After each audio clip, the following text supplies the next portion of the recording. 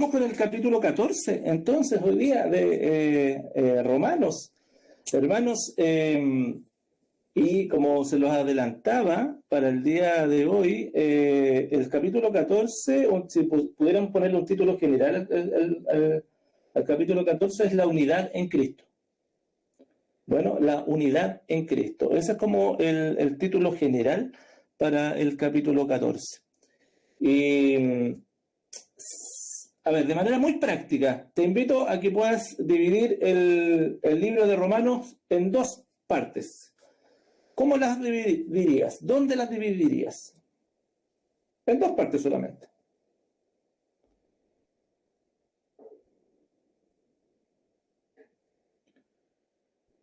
¿Se te viene a la mente dónde poder partir el libro de Romanos? 1:8, ¿ya? ¿Y qué sería ahí? Doctrina, ¿ya? Perfecto.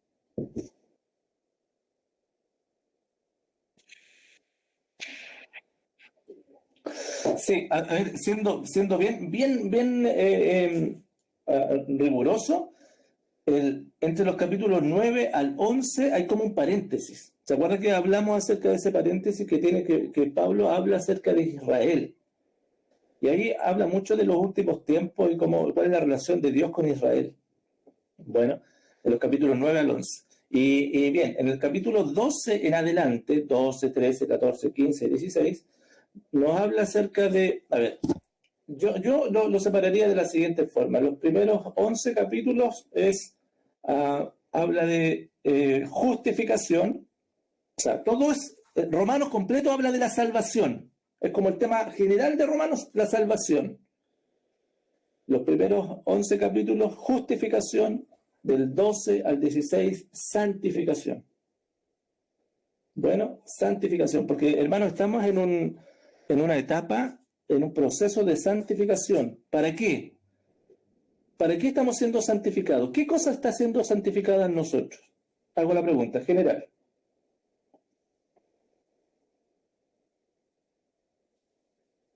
¿Qué cosa está siendo santificada en nosotros?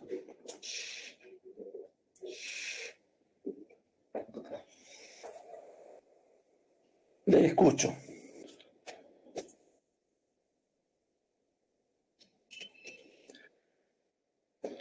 ¿Nuestra alma está siendo santificada? A ver, explícate un poquito, Ricardo.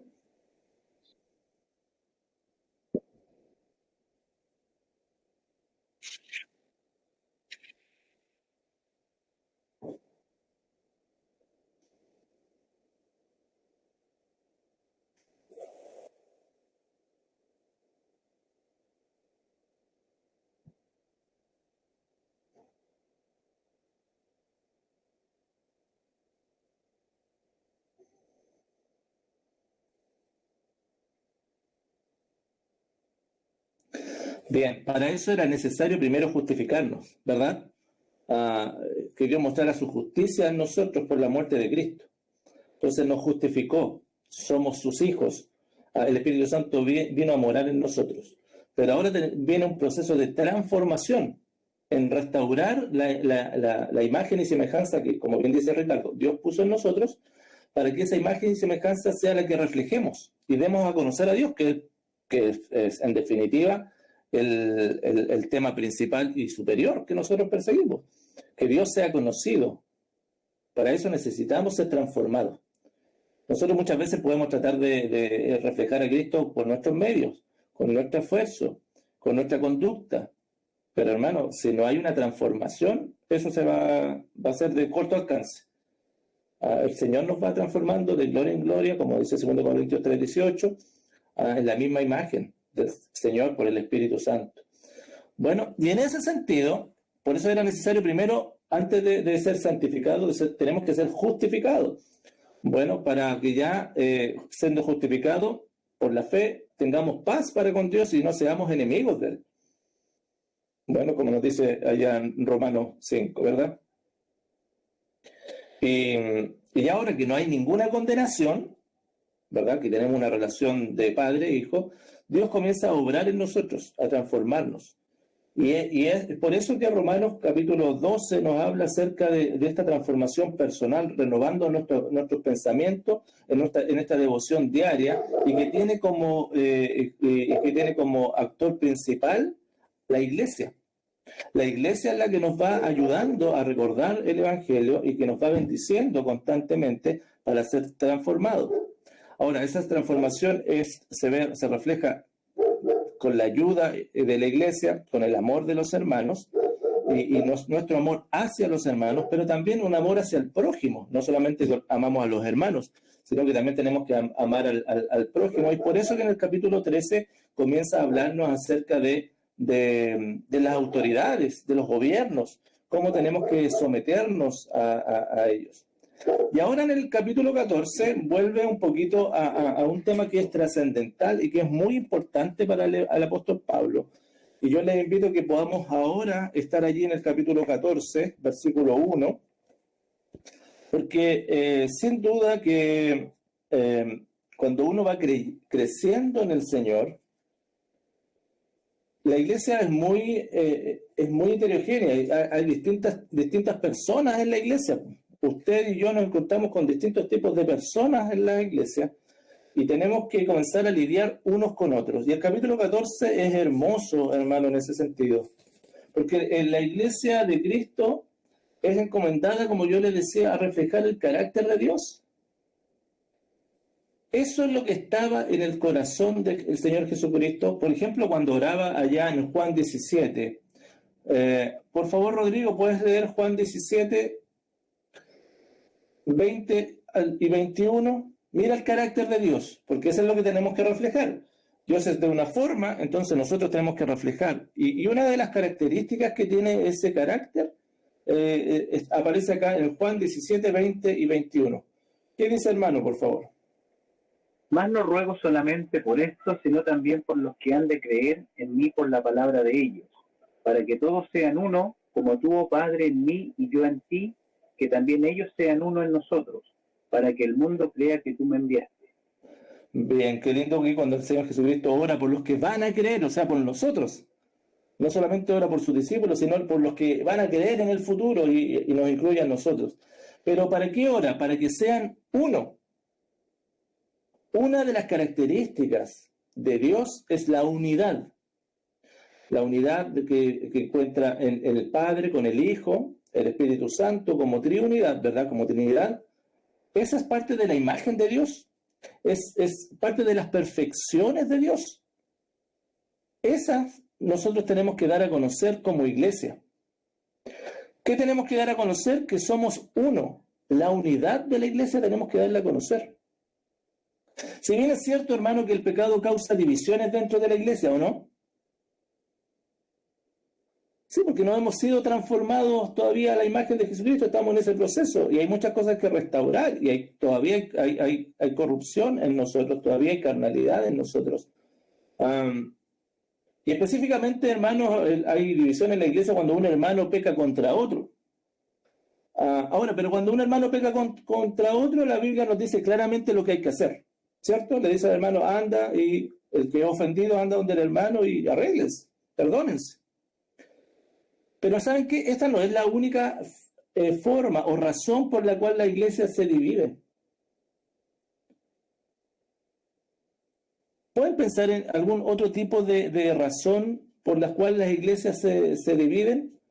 Más allá de este pecado que es uno a uno. ¿Qué otro tipo de situación puede llevar a la división en la iglesia? ¿Se les viene alguna a la mente? La falta de amor. Hermanos, cuando la iglesia también se divide cuando, por ejemplo, no hay aceptación, cuando no hay comprensión hacia el hermano que es más débil. Cuando no hay aceptación, cuando no hay comprensión hacia el hermano que es más débil. Y se les exigen resultados, se les exigen frutos, cuando el hermano todavía está en un proceso de crecimiento, cuando está en un proceso distinto al nuestro. Y nosotros muchas veces, problema que tienen muchas iglesias, es que somos bastante legalistas para muchas cosas. Bastante legalistas. Exigimos conducta, exigimos que el hermano haga esto, exigimos que el hermano se porte de tal manera, exigimos que... Porque eso es lo que dice la palabra, Entonces exigimos a los hermanos, pero no esperamos los procesos de transformación que el hermano está viviendo. Y precisamente ese es el tema que va a estar tratando Pablo acá en este capítulo, respecto a cómo los hermanos que estaban en Roma, los romanos, se estaban recibiendo mutuamente. Cómo estos hermanos se estaban recibiendo unos a otros. Capítulo 14, entonces, de Romanos, versículos 1, 2 y 3, nos dice: recibid al débil en la fe, pero no para contender sobre opiniones. Porque uno cree que se ha de comer de todo, otro, que es débil, come legumbres. El que come, no menosprecie al que no come. Y el que no come, no juzgue al que come, porque Dios le ha recibido. Maravilloso, qué lindo. Pero a veces tan poco práctico en nuestras iglesias. Tan poco práctico. Versículo 1 dice: recibid al débil en la fe. La primera palabra que aparece ahí es recibir. Bueno, y esta viene del griego proslambano, que tiene que ver como tomar, tratar con bondad. Eso es lo que quiere decir, tratar con bondad. Tenemos que tener claro cuál es el significado real de la palabra. Es tratar con bondad.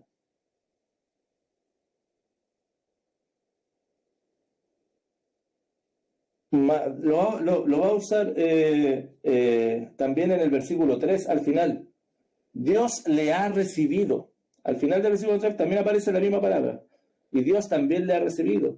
Es de la manera que Dios recibe a las personas, es como nosotros recibimos a los hermanos. ¿Cómo los tratamos? Los tratamos con bondad. Un ejemplo de esto está en la carta de... A ver si lo voy a tocar más adelante. No, en Hechos 28, 2. Cuando ¿se acuerdan que habían naufragado Pablo? Cuando iban camino a Roma, naufragaron.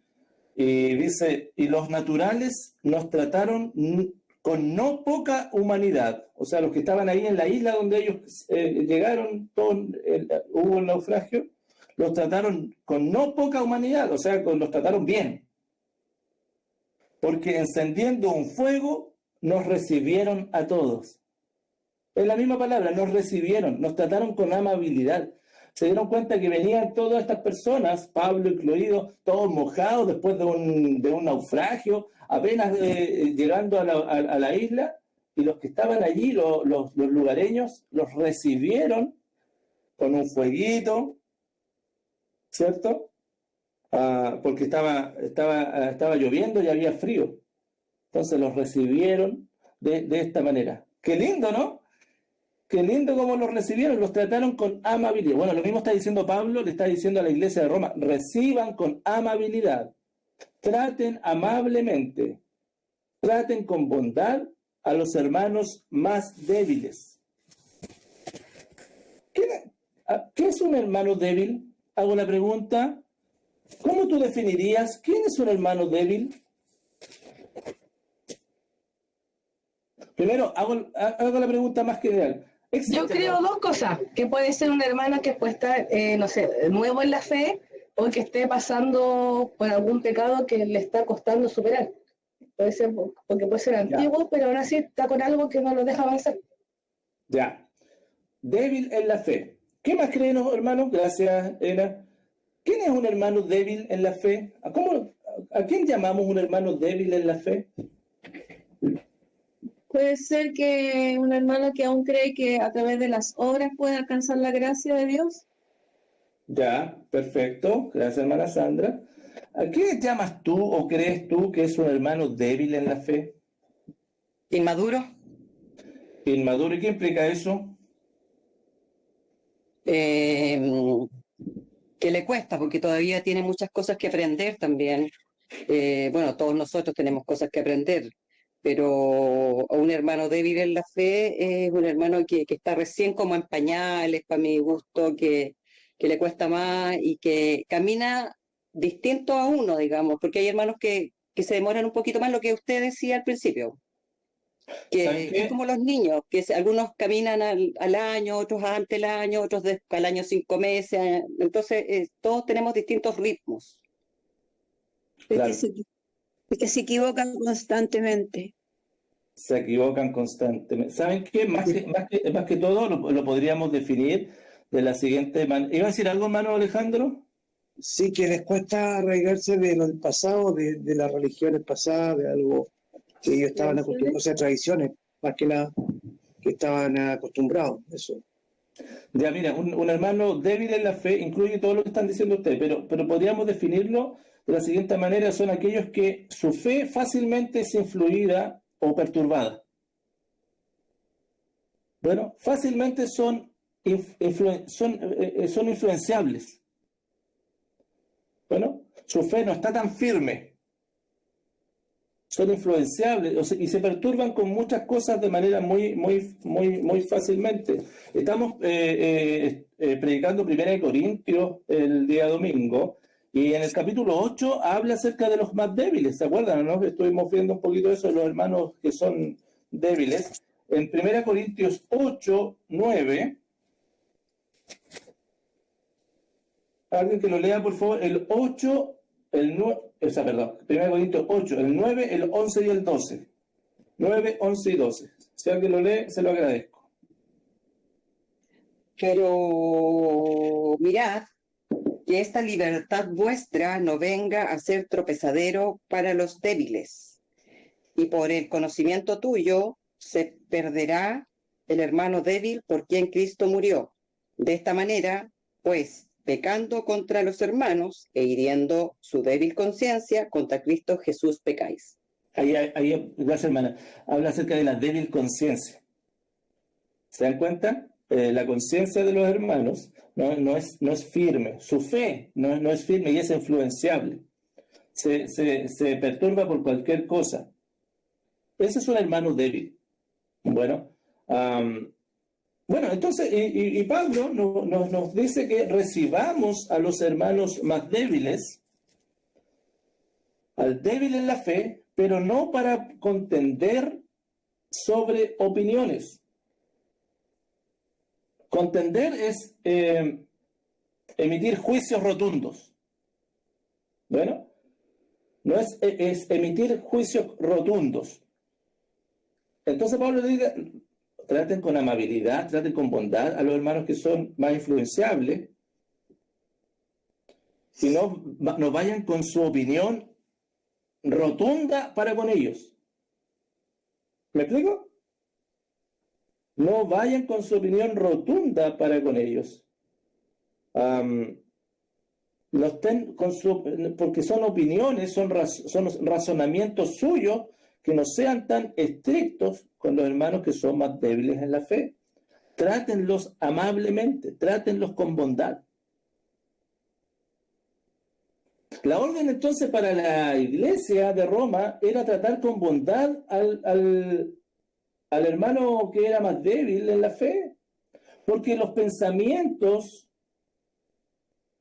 por su fe podían ser confundidos, porque por su debilidad, su pensamiento en su fe podrían ser confundidos, podrían ser perturbados fácilmente. Pablo le dice a los de Roma, no emitan juicios determinantes ante las opiniones de los hermanos. ¿Podemos llegar a eso? ¿Se ve eso en la iglesia?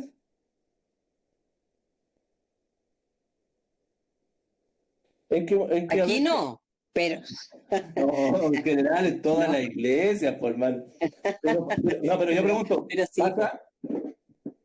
¿Pasa? Sí, pues hermano, pasa mucho. Y saben que Pablo está diciendo, no hagan esto, no hagan esto. En el capítulo 15, ahí mismo en Romanos, miren el versículo 7. Y aquí nos da un paradigma de cómo tenemos que tratarnos. ¿Qué significa esto de recibirnos, tratarnos con bondad? ¿Cuál es el ejemplo? Si alguien lo lee, Romanos 15, 7.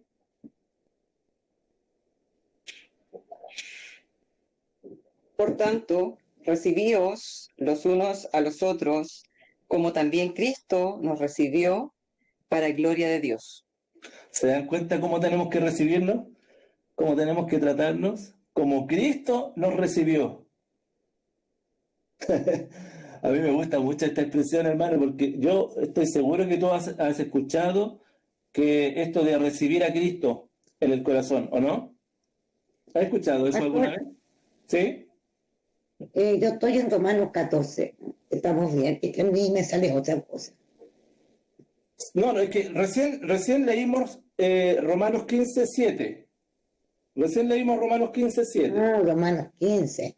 No, pero estamos estudiando Romanos 14, 1, 2 y 3. Yo simplemente lo que hice fue pedirle a que leyeran Romanos 15, 7 para ejemplificar.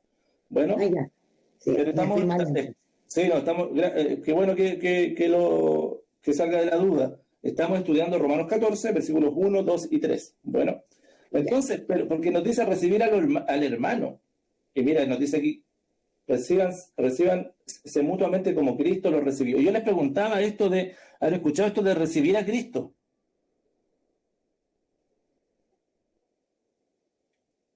¿O no? ¿Lo han escuchado eso alguna vez o no? Se usaba mucho antiguamente sobre todo, y yo creo que hoy día también en muchas iglesias de cierto corte. Pero en definitiva la Biblia nos dice que Cristo nos recibe a nosotros. Eso se decía cuando alguien había aceptado al Señor como su Salvador. Y se dice, esa persona recibió a Cristo en su corazón. Sí, claro, estamos de acuerdo. El tema es que la Biblia nos dice que Cristo nos recibió a nosotros. Fue Cristo el que nos aceptó. Y claro, uno dice, pero es un tema terminológico, ¿no? De palabras, pero en el fondo te transmiten verdades distintas. ¿O no? Porque si yo digo que yo recibí a Cristo, ¿en quién recae la acción? En nosotros. Claro, si digo que Cristo me recibió, es Cristo el que hizo la acción. Y siempre vemos en la Escritura que es Dios el que toma la iniciativa. Es Dios el que hace todo. Nosotros respondemos a algo que Él ya hizo. Pero ese no es el punto. El tema es recibirnos mutuamente. Recibir al hermano más débil. Bueno, tratarlos con bondad, recuerda. Me gusta mucho, como lo dice Pablo en Gálatas 5, 13 al 15. ¿Alguien que lo pueda leer, por favor? Gálatas 5, 13 al 15. Oye, Gálatas, ¿dónde está, hermano? A mí se me pierde. Porque vosotros, hermanos, a libertad fuisteis llamados, solamente que no uséis la libertad como ocasión para la carne, sino servíos en amor los unos a los otros, porque toda la ley en esta sola palabra se cumple: amarás a tu prójimo como a ti mismo. Pero si os mordéis y os coméis unos a otros, mirad también, no os consumáis unos a otros. Sí, mira lo que están pasando los Gálatas, hermano. Ellos se trataban. Una iglesia legalista eran los Gálatas. Muy legalista. Muy legalista. Vale decir, ellos miraban la conducta por sobre todas las cosas. Y no, hay débiles en la fe. Para los Gálatas no existían los débiles en la fe. Eran todo o no eran nada. Y a veces caemos nosotros en la iglesia, en nuestro cristianismo, en pretender que todos son o no son. Y el Señor nos dice acá, por medio del apóstol Pablo a los romanos, recíbanse, no vayan con un juicio determinante sobre opiniones hacia los hermanos. ¿Cómo es tu actitud, hermano, hacia los más débiles en la fe? ¿Cómo es tu actitud hacia los más débiles en la fe? ¿Saben que a veces nos puede pasar mucho esto, que los más débiles en la fe los encontremos no solo en la iglesia, sino que en nuestra familia también? Porque son más débiles. Nuestros hijos pueden ser que estén más débiles en la fe, pero también los hermanos en la iglesia. Y a veces, hermanos, estamos... Sí, dígame. Pero voy a lanzar una pregunta, Sí, dale. pero alguno pudiese decir, pero ¿hasta qué punto tolerar quizás, a lo mejor, porque claro, uno ve reflejado el comportamiento en las personas, o sea, uno no sabe si está pecando si no es por el comportamiento, digámoslo. Entonces, uno podría preguntarse, o cualquiera de nosotros podría preguntarnos, ¿hasta qué punto soportamos ciertas cosas de algunos hermanos? Por ejemplo, no estoy diciendo que lo esté viendo por si acaso, es solo una pregunta.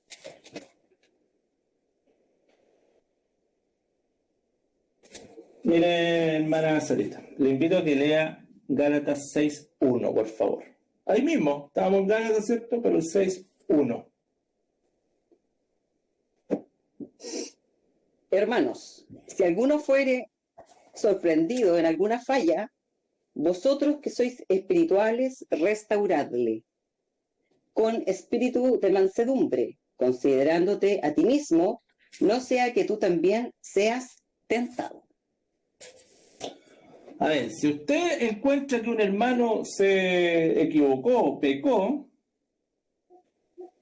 no, pues hermano, ¿qué dice Pablo? Les dice a los Gálatas, campeones del legalismo, restáurenle, con espíritu de mansedumbre, considerándote a ti mismo primero. Considérate a ti mismo. Mírate a ti mismo, que que tú no estás en un altar, y que a la vuelta de la esquina te puede suceder esto. Pablo se lo decía de la siguiente forma a Timoteo, en 2 Timoteo, capítulo 4, para responderte y complementar esto que me preguntaste, Sarita. Versículos 1 y 2. Te encarezco delante de Dios.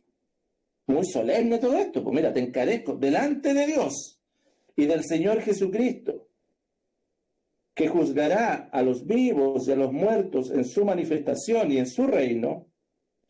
¿Qué cosa le encarecía? Que prediques. Que prediques la palabra, que instes a tiempo y fuera de tiempo, redarguye, reprende, exhorta con toda paciencia y doctrina. Dicho de otro modo, nosotros tratamos bien a los hermanos débiles. ¿Qué es lo que tenemos que hacer nosotros? ¿Cuál es nuestra labor con los hermanos? No solamente con los débiles, sino con todos. Pero estamos hablando de los débiles. ¿Qué hacemos nosotros? ¿Cuál es nuestra labor para con ellos?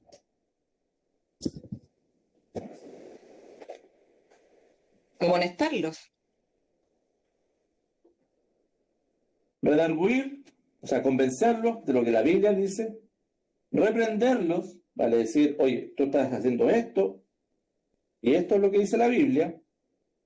Exhortarlos, llamarlos cerca, ¿cierto? Y que tiene que ver con la amonestación, poner el evangelio en su cabeza, en su mente, con paciencia, con doctrina, con enseñanza. Lo demás lo tiene que hacer el Señor. Lo demás lo tiene que hacer el Señor. Ahora, es muy importante esto, porque para eso está la iglesia, para estar animando, exhortando a los hermanos y llamándose todo un proceso. Los procesos del cambio hacia Dios son súper lentos, hermano. Considerémonos a nosotros mismos. ¿Cuánto nos ha llevado a cambiar nuestra vida, nuestro carácter hacia Dios? No, hermano, dale, con paciencia, con doctrina, pero enseña, di lo que tienes que hacer, esto. Y en algún momento la palabra, que es como un martillo, ¿cierto? Si es un creyente verdadero, va a romper ahí el corazón duro. Pastor, ¿y qué Sí. pasa si una persona no escucha ni por 2 ni por tercera vez? Le predicarás 4 veces, 5 ¿Ah? veces. Sigue predicándole, sigue, como Cristo lo hace con nosotros. No sé, a lo mejor no quiero hablar por ustedes, pero le hablo por mí. El Señor me ha hablado no 1, 2, 3, 4 veces muchas cosas.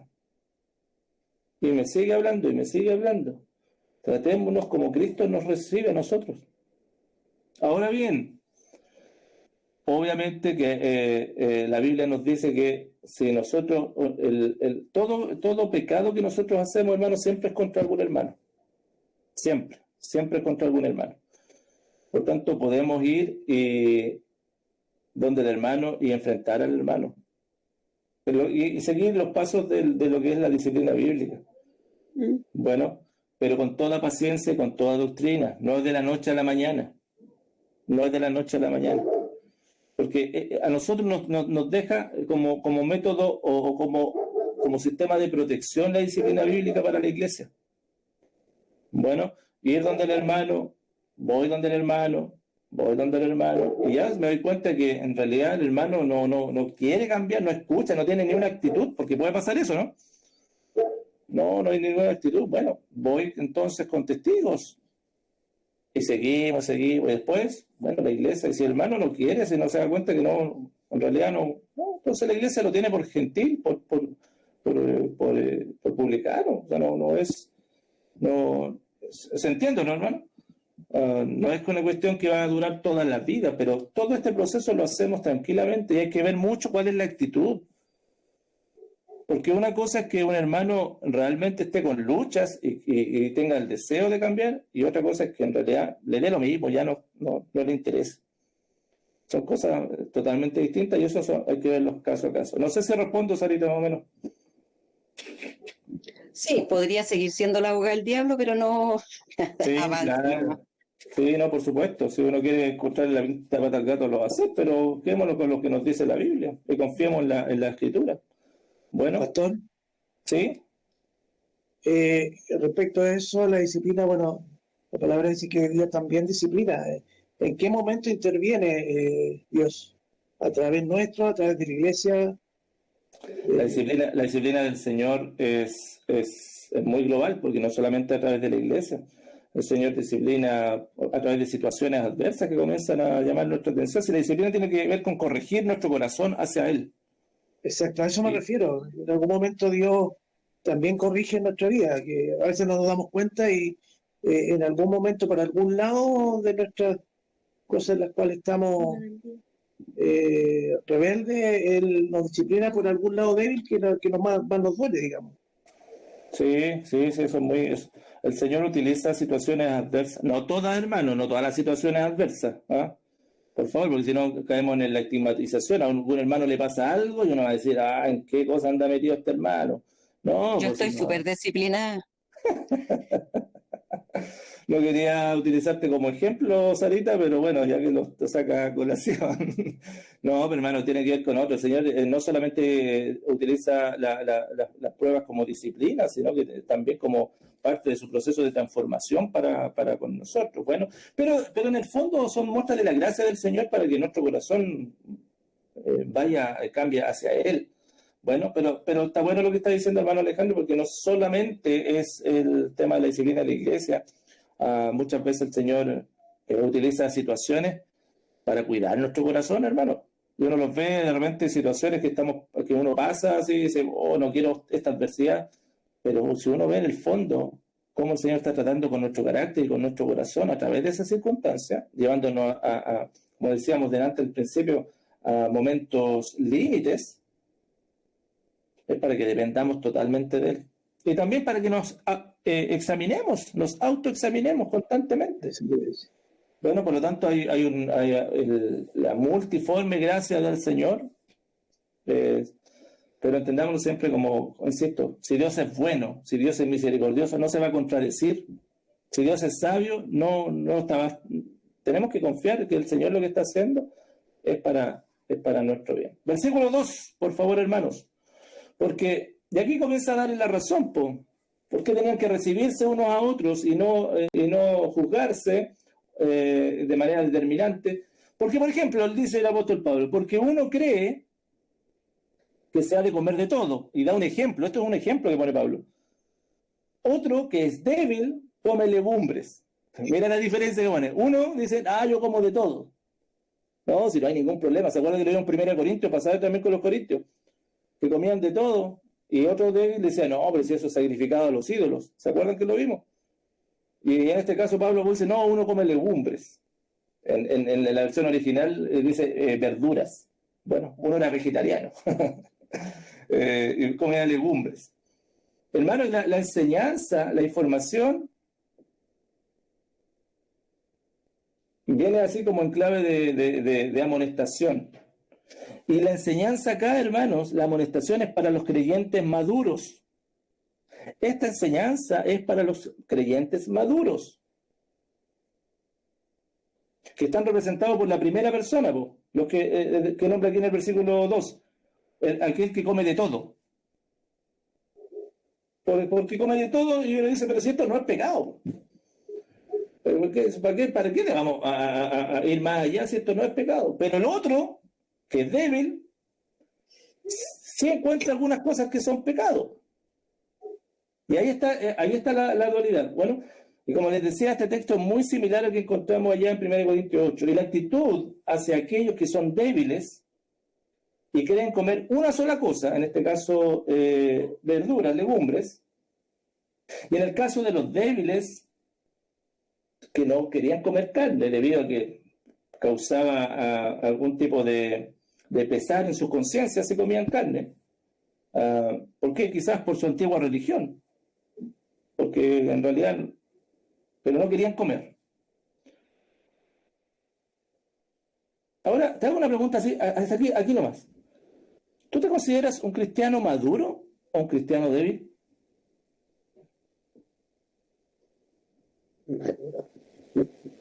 ¿Maduro o débil?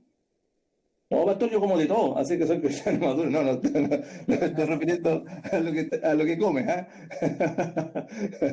sino que en general, ¿te consideras un cristiano maduro o un cristiano débil? ¿Te has hecho esa pregunta alguna vez, no? En proceso. entre la debilidad y la madurez. En proceso de maduración, sin pasmarme. Yo creo que conociendo la santidad de Dios, ninguno estaría en condiciones de decirte que somos 100% maduros, porque tenemos el estándar muy alto. Hay una mezcla entre un poquito madurez y gran parte de inmadurez. Término medio, decía la abuelita, así como cuando uno va a sacar los tomates y dicen los pintones nomás. No, que no esté tan... ¿Cierto? Así nomás. Discúlpeme lo coloquial de mi ejemplo, pero me toca todas las semanas estar eligiendo la persona. Yo creo que igual hay áreas de uno también, pues hay áreas que, por ejemplo, pueden estar más maduras y otras que pueden estar mucho más flacas, pues. Entonces yo creo que va a depender de cómo el Señor ha ido trabajando en cada uno. Entonces no tiene que ver, sí, yo estoy de acuerdo con eso. Porque son áreas de nuestra vida que ya han sido restauradas en la imagen de Cristo y otras que todavía no han sido restauradas.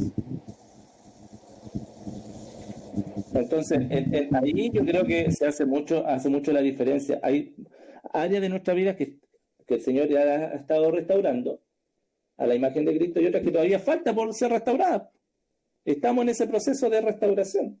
Así que igual es una buena noticia, porque si te miras atrás, no eres el mismo, no eres la misma de cuando conociste al Señor, o el Señor te aceptó. El Señor ha ido cambiando cosas en ti, lentamente, pero la ha ido transformando. Bueno, ¿qué situación? ¿Sí? Es que cuando estábamos leyendo eso es como en la Semana Santa cuando la gente no come carne, pues, y de repente alguien come carne y te miran así como con cara de, oye, Ya, justo qué bueno porque justo iba a preguntar eso. ¿Qué situaciones en nuestros tiempos podrían representar este conflicto entre creyentes maduros y creyentes débiles? ¿Qué situación? Usted planteó una, por ejemplo, hermana Jimena, el tema de comer carne en Semana Santa, aunque de repente eso se da entre creyentes y no creyentes, que son de tradición católica, pero supongamos un creyente que está recién convirtiéndose, que viene del catolicismo, está recién convirtiéndose, entonces llega en Semana Santa y viene y dice, no, nosotros comemos pescado para Semana Santa, imagínese, pues. Uno que está recién convirtiéndose. Y viene el creyente maduro, ¿y qué le dice?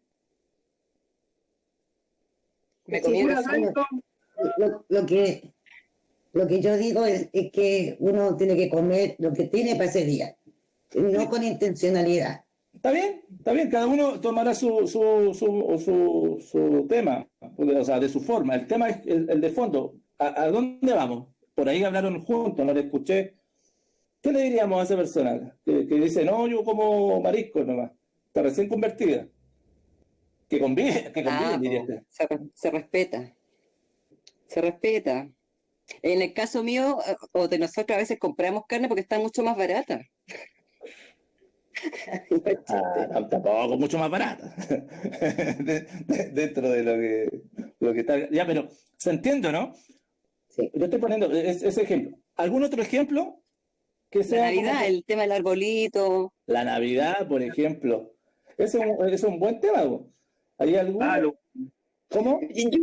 Cuando a mí me han preguntado, yo he dicho que no, que bíblicamente eso no está. Por lo tanto, tengo entendido que esto fue una creación en ¿cuántos se llaman no me acuerdo cómo se llaman los celtas creo, por ejemplo. Hay harto de mitología entre medio, pues, que dicen que vienen de un lado en otro lado, pero tampoco está el matrimonio que tenga que casarse de blanco, pues, y no se casa de blanco, tampoco es bailar el vals. O sea, hay temas que son tradiciones que uno los toma nomás. Ahora, El viejito pascuero. El viejito pascuero y todas esas cosas. Entonces uno dice, no, pero si el tema no tiene que ver con que sea o no sea. Entendemos que yo veo la escritura y estoy claro en mi convicción. Ese no es el punto. El punto es cómo yo, mi convicción, voy y doy, viene un hermano débil en la fe que tiene otra convicción o que se está en un proceso de adquirir una convicción, pero ¿cuál es mi actitud hacia él? Hay que dejarlo. Tolerancia. Pero más que dejarlo, tolerancia, es tratarlo, es recibirlo, es tratarlo con bondad. Sí, pero por supuesto que uno hace eso, pero a la vez hay que dejarlo porque no podemos ir en contra de lo que él piensa. Claro, que ese es el punto, porque si uno dice, no, pero yo quiero esto otro, esto es así, bueno, tú lo harás, pero yo, esto es lo que creo, en realidad, y además que hay muchos temas que son grises, tampoco es una cuestión que uno se tenga que hacer un dogma de algo, porque son grises tampoco. A ver, yo les pongo un tema que es muy común, el tema del beber, el trago. Beber. Sí, por ejemplo, el trago. Yo creo que mientras uno lo hace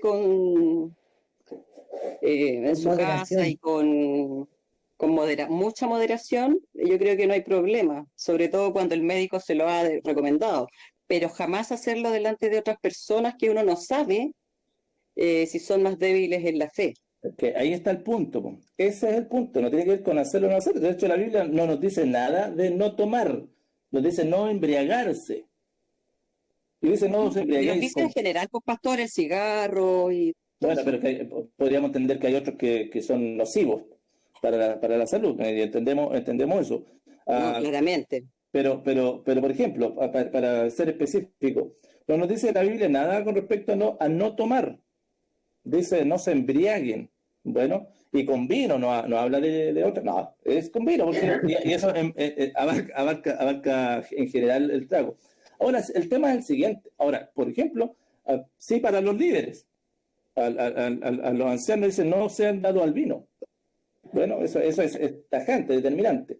Y para los diáconos dice, no mucho vino. Bueno, que es... Bueno, es como, Pastor, espérame. Michelle primero y después Miriam, por favor. Se podría asociar también como a 1 Corintios 8:13, que dice, por lo cual si la comida les a mi hermano ocasión de caer, no comeré carne jamás, Claro. para no poner tropiezo a mi hermano. Ese es el punto, ese es un versículo homologable a esto que está acá, totalmente. ¿Por qué? Es referencia, porque uno come de todo, y esto dice, uno puede comer de todo, es un problema, pero si al hermano lo que tú estás comiendo le es de tropiezo, no comas. Si a tu hermano le es tropiezo lo que vas a beber, no lo hagas. ¿Por qué? Porque por amor. Porque ese es el límite de la libertad cristiana. Es el límite de la libertad cristiana. En el caso mío como pastor, por ejemplo, no bebo alcohol. Por lo mismo. Yo elegí, bueno, la Biblia lo dice, pero no lo impone. El alcohol no bebo alcohol, nunca. Pero De hecho, Pablo le recomendaba a sí, claro, Timoteo tomar vino por su estómago. Claro, el tema de enfermedades, porque también, pero era otro tipo de vino, ojo, en el siglo, era otro tipo de vino. Ya, pero se entiende más o menos el punto, ¿no? Sí. Pastor, Sí, dígame. lo otro también que dice en la Biblia, que todo me es lícito, pero no todo me conviene.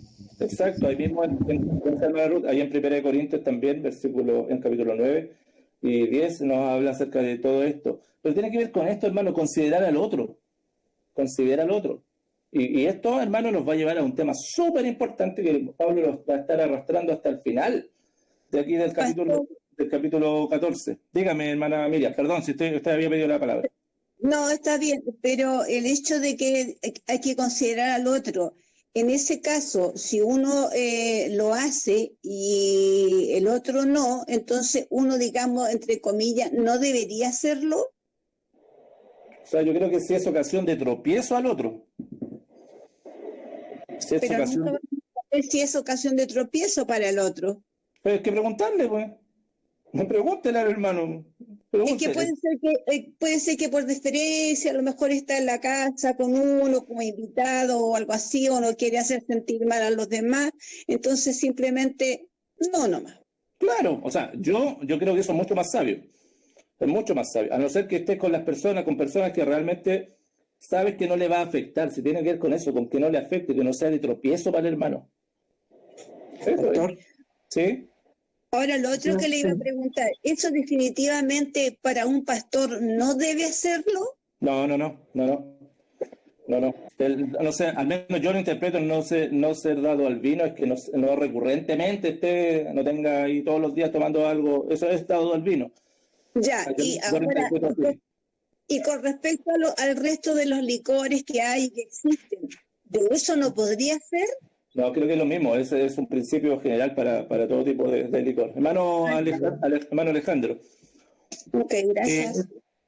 En definitiva, en resumen, nosotros como cristianos se define esto en que debemos dar buen testimonio y aclarar la situación a esa persona. Sí, ¿Lo entiendo así? Siempre. O sea, empezar por nuestro testimonio y posteriormente aclararle en lo que él está equivocado o a lo mejor tiene mala interpretación de... Pero también aclararle en términos de enseñanza y que sea una enseñanza definitiva en la Biblia. Sí. Porque también de repente uno puede tomar algunos temas y que son controversiales, porque son grises, no son ni claros ni oscuros en la Biblia. Entonces también allí ¿para qué te vas a poner en discusiones o ir a exigirle algo al hermano que a lo mejor el hermano derechamente lo ve de otra forma? Me refiero a que tiene que ser una aclaración bíblica. Claro. A eso me refiero. Sí. Y nosotros, bueno, eso es importante porque nosotros todo lo que hacemos o dejamos de hacer tiene que ver por convicciones bíblicas, no simplemente porque entonces tengo que estar preparado para poder defender algo que hago y por qué no lo hago. Bueno, no simplemente porque yo siempre se hizo así me lo enseñaron, o porque no. No, pues si no lo haces porque no te gusta, porque no quieres, no le exijas a otro que era lo mismo. Bueno, Hay un tema también, por último, de cuidar el cuerpo, de cuidar la salud, porque yo puedo comer mucho, pero también me hace mal, el exceso de azúcar me hace mal, no sé, pues el beber en exceso me hace mal, hay gente que fuma, que en exceso le hace mal, es todo un tema.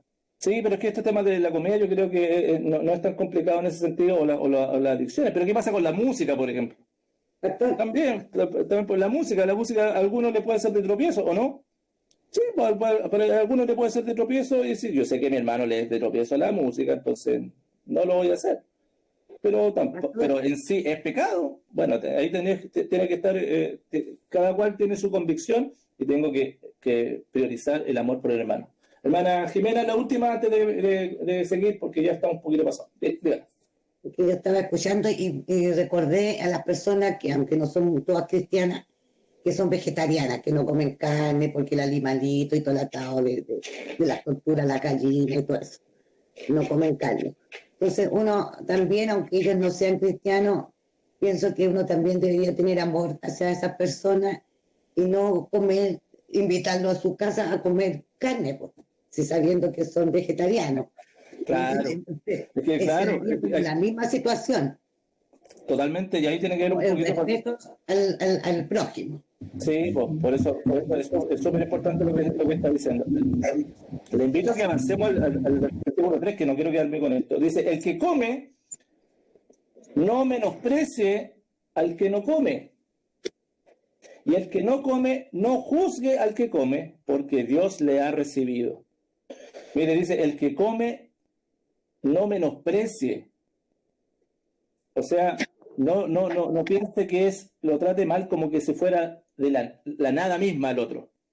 Como que el otro está equivocado. Como que el otro no, soy yo el que tengo la razón, el otro no. Por lo tanto, comienzo a despreciarlo. Y Pablo es claro en esto, le dice, si tú tienes una convicción, no menosprecies al otro porque tiene una convicción distinta al que es débil. No lo juzgues. Y juzgar es del griego crino, que es dar una opinión, bueno, luego de considerar un caso, lo veo lo que cree el otro, la convicción del otro, y doy una opinión muy desfavorable. Eso es juzgar, lo que está hablando aquí Pablo. Entonces uno dice, mira, si hay alguno que está distinto a ti, está en un proceso distinto, no lo menosprecies, no lo juzgues, porque Dios lo ha recibido. ¿Te acuerdas? Dios ya lo está tratando bien. Dios lo está tratando con bondad. Entonces, ¿por qué tenemos que recibir al hermano? Porque Dios lo ha recibido. ¿Me explico? Recibe a tu hermano, trátalo con bondad, porque Dios ya lo está tratando con bondad. Y hermanos, reflejar a Dios tiene mucho que ver con imitarle, ¿o no? Efesios 5.1 nos dice eso, que seamos imitadores de Dios. Efesios 5.1, ser imitadores de Dios como hijos. Entonces, reflejar a Dios tiene que ver con imitar a Dios. Si Dios ha recibido, está tratando bondadosamente a los hermanos, a los débiles en la fe, entonces nosotros, ¿qué podemos hacer? Si el hermano está en un proceso distinto, ¿saben qué? A veces pasa mucho con nuestros tratos a nuestros hijos, que les exigimos que sean maduros en la fe. les exigimos. Y muchas veces, a causa de eso, se acrecienta la rebeldía. Porque lo que pedimos a ellos no es un cambio hacia Dios, sino que son conductas intachables. ¿Me explico? No, hermanos, recibámosle, porque ya Dios le recibió. Menos, hermanos, todo lo contrario, menos con una actitud de menospreciarles, porque eso es lo que está hablando acá, ¿cierto? Menospreciarles. Tratarlos como si nada, como que su opinión no valiera, solo vale la mía. Tratamos mal o como a nada a los hermanos cuando nuestra opinión es superior a la de ellos. Cuando mi convicción es superior a la de ellos. Temazo, pues, hermano, temazo, porque tiene que, insisto, y volvamos un poquito a lo que Pablo está buscando acá, la unidad en la iglesia. No solamente entonces, como yo les decía en un principio, el tema del pecado mutuo, explícito entre uno y otro, provoca divisiones. Estos temas, que son mucho más solapados, ¿verdad? Mucho más invisibles, y a veces naturalizados, lamentablemente, también provocan fracturas, quebrajan las relaciones entre los creyentes y los que son débiles en la fe, algunos que están recién viendo y congregándose y aprendiendo el Evangelio, muchas veces han sido recibidos con un juicio tremendo. Pastor, pero eso es al final culpa de uno o del que enseña, el que transmite la enseñanza y la transmite de una manera distinta. Hermanos, la iglesia de Berea, cuando le enseñaban algo, ¿qué hacían los hermanos? Comenzaban a investigar si esto era así o no. Nosotros, usted y yo, cuando somos enseñados, no debemos pensar y decir, esta es la verdad. No, la verdad es lo que me dice la Escritura. Entonces yo voy contrastando siempre todo. Por eso es tan importante que usted esté atento a la enseñanza, a los mensajes, si es que las interpretaciones que se dan, porque siempre hay interpretaciones, ¿cierto?, de la Escritura, están respaldadas, argumentadas con la Escritura, o son simples opiniones del que está enseñando. Si es una opinión del que está enseñando, a ver, lo más honesto intelectualmente sería decir, esto es mi opinión. El que está enseñando debe decir, esto es mi opinión.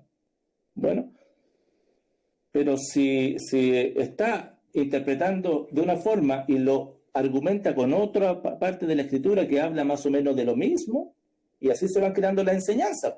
Las enseñanzas no se crean porque un versículo dice algo, entonces esto es así.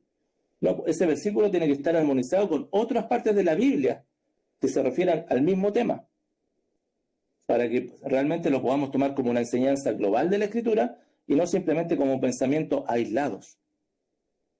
Bueno, por tanto, hermanos, en ese sentido yo les animo a que siempre tengan el ánimo de estar investigando más allá. Tampoco se trata del otro extremo de andar con un colador, todas las predicaciones con un colador. No. Retenemos lo bueno, ¿cierto? Siempre retenemos lo bueno. Pero, hermanos, tenemos que tener una actitud crítica siempre. Creo que eso nos hace bien a todos.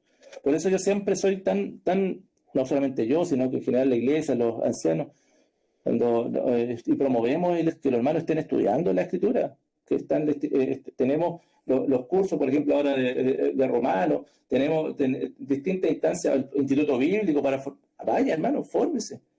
Si mientras más usted esté capacitado, mejor para todos. Todos crecemos así. Todos crecemos con eso. Así que yo les animo, queridos hermanos, a estar siempre atentos en eso. Por lo tanto, y el fin último siempre es de la iglesia. Siempre la responsabilidad es de la iglesia. Porque si el que enseña algo que no corresponde, la iglesia tiene que decir, no, pastor, esto no es así. Con amor, por supuesto, con respeto y todo, pero esto me parece que esto no es así. Por eso es tan importante la pluralidad de ancianos. Porque uno que diga algo, los otros tienen que estar y tienen que tener una preparación como corresponde, por supuesto, ¿cierto? Esto creo que no es así. ¿Por qué? Porque en definitiva lo importante es que la palabra sea entregada de manera genuina, como el Señor quiere que sea entregada. Y para eso se necesita tiempo, se necesita harto estudio para todo aquello. Insisto, piensa entonces, hermano, y termino con esto, ¿en qué situaciones puede darse todo esto? ¿Hay situaciones que quizás no las has considerado en tu vida? El legalismo, hermano, sin compasión, parándonos desde un altar, juzgando a otros, siendo indiferente, menospreciando a los hermanos porque son débiles en la fe. Eso es pecado, entonces. En definitiva, hermano, eso es pecado. Vamos a dejar hasta aquí el día de hoy. Hemos avanzado 3 versículos, pero creo que es harta sustancia, por hermano, en este tema de la unidad de la iglesia. Y yo te animo que revises, que examines alguna área que a lo mejor estás aplicando más legalismo que recibir a los hermanos. Si el Señor te recibió, recibe a tu hermano también. Recibe a tu esposa también. Recibe a tus hijos también. El Señor nos guíe, el Señor nos... Porque incluso, hermano, si se dan cuenta, nuestra carnalidad nos pasa mal a jugar todo el rato, ¿no? Todo el rato estamos propensos a ser jueces. Y hasta nos gusta, pareciera. Porque tenemos esto de querer ser superior al otro que está tan en nuestra humanidad caída, ¿cierto? Por lo tanto, ¿cuál sería la solución? ¿Cuál sería la solución para esto? Mejor callarse. Mejor callarse. Y un dicho que dice que antes de decir, de hacer, pensar, hacer lo que Jesús diría. Está bien manosear esa frase, pero creo que es súper importante realmente sí hacerla. Yo creo que el amor es el que ayuda a que también uno sienta amor y compasión por el otro. Primero nos examinamos a nosotros mismos, tenemos que examinarnos. Y clamar al Señor y decirle, examíname, Señor, por medio de tu palabra. Que sea evidente el pecado que hay en mí, en esta área. Líbrame, Señor, de poder estar pecando contra el hermano. Y si identificas que has pecado contra algún hermano, ve y soluciona el tema. Pídele perdón. Pídele perdón. Y luego de esto, Señor, transfórmame. Tú tienes poder para transformarme. No simplemente quiero cambiar una actitud, sino que quiero tener un corazón limpio, una conciencia, una buena conciencia y una fe no fingida. Transforma. Y para eso, hermano, necesitamos de la suficiencia de Jesucristo. Necesitamos del poder de nuestro Dios, que ya nos rescató de la esclavitud del pecado, pero tiene poder para rescatarnos de las miserias del pecado que están todavía remanentes ahí en nuestro cuerpo. Y Él tiene poder para librarte todavía de las miserias que el pecado todavía está causando en tu vida. Así que, hermano, la buena noticia, como siempre, es el Evangelio. Nuestra insuficiencia cubierta por la suficiencia del Todopoderoso.